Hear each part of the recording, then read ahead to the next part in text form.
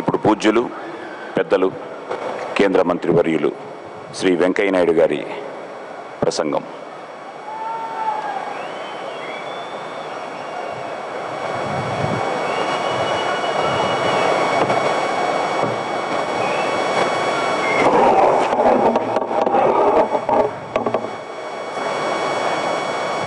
ఈ పవిత్ర విజయదశమి శుభ సందర్భంగా ఆంధ్రప్రదేశ్ ప్రజానికానికి తెలుగు ప్రజలందరికీ నా హృదయపూర్వక శుభాకాంక్షలు అభినందనలు అందజేస్తూ ఉన్నాను. ఈ విజయదశమి మనందరినీ విజయపథం వైపు నడిపించాలని, ఆంధ్రప్రదేశ్ని ఒక అగ్రగామి రాష్ట్రంగా దేశంలో తయారయ్యేందుకు మనందరం కూడా సంకల్పబద్ధులం కావాలని, దానికోసం కేంద్రము రాష్ట్రము కలిసి పనిచేయాలని, దానితో పాటు ఇవాళ మరొక సంతోషకర విషయం ఏంటైతే ఉందో, పరిపాలనా సౌలభ్యం కోసం మనం అందరం విడిపోయినప్పటికి కూడా మనందరం కూడా సోదరులాగా తెలుగు వాళ్ళందరూ కలిసి ఉండాలని తెలంగాణ ఆంధ్రప్రదేశ్ ముఖ్యమంత్రులు ఇద్దరు కూడా ఒక వేదికపైకి రావడం ఏదైతుందో ఇది చాలా సంతోషకరమైన విషయం, అభినందించాల్సిన విషయం. నేను ఇద్దరు ముఖ్యమంత్రులను కూడా శ్రీ చంద్రశేఖరరావును శ్రీ చంద్రబాబు నాయుడు గారిని హృదయపూర్వకంగా అభినందిస్తూ ఉన్నాను. మంచి మార్గాన్ని మీరు చూపారు, మంచి సంకేతాన్ని ఇచ్చారు. భవిష్యత్తులో కూడా మంచి పనులు జరిగేట్టుగా మంచి మార్గం నడవాలని చెప్పి నేను కోరుతూ ఉన్నాను. అదే కాకుండా మిత్రులారా, ఇవాళ ప్రపంచం భారతదేశం వైపు చూస్తూ ఉంది. ప్రధానమంత్రి నరేంద్ర మోడీ నాయకత్వాన దేశం శరవేగంతో ముందుకు వెళుతూ ఉంది అభివృద్ధి పదంలో.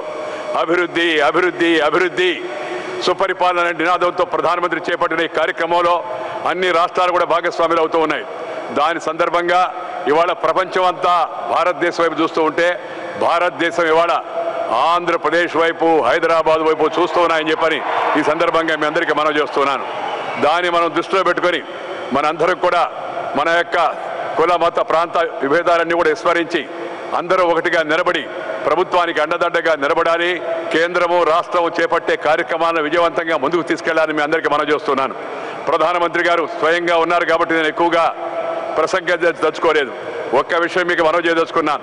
రాష్ట్ర విభజన సందర్భంగా ఏవైతే ఆ రోజు చెప్పిన విషయాల్లో మొట్టమొదటి విషయం పోలవరం ప్రాజెక్టు నుంచి ఆఖరు మాట వరకు కూడా తూచా తప్పకుండా ప్రభుత్వం ఆచరిస్తుంది. వాటికి అవసరం అన్ని విధాల చర్యలు తీసుకుంటాము. మీ తెలుగు ప్రజల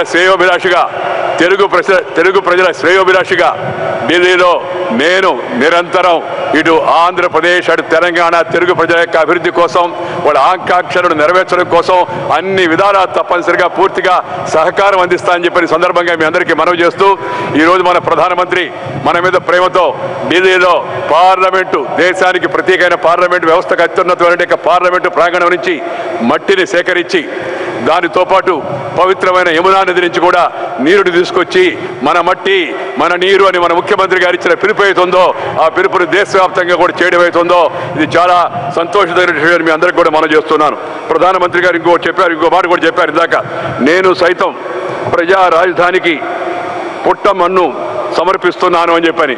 నేను సైతం ప్రజా రాజధానికి పుట్టమన్నును సమర్పిస్తున్నానని సాక్షాత్తు ప్రధానమంత్రి చెప్పాడంటే దాని భవిష్యత్తు సురక్షితంగా ఉంటుంది. అమరావతి అజరామరమై నిలుస్తుంది, చరిత్రలో నిలబడిపోతుంది. శాతవాహనులు ఇక్ష్వాకులు చాళుక్యులు రెడ్డి రాజుల దగ్గర నుంచి వరుసగా ఆఖరకు వాసిరెడ్డి వెంకటాద్రి నాయుడు వరకు ధరణికోట వరకు ఉన్నట్టు మన చరిత్ర అవుతుందో ఆ చరిత్రను అందరూ కూడా కలిసికట్టుగా కృషి చేద్దాం, నిలబడి ముందుకు వెళదాం.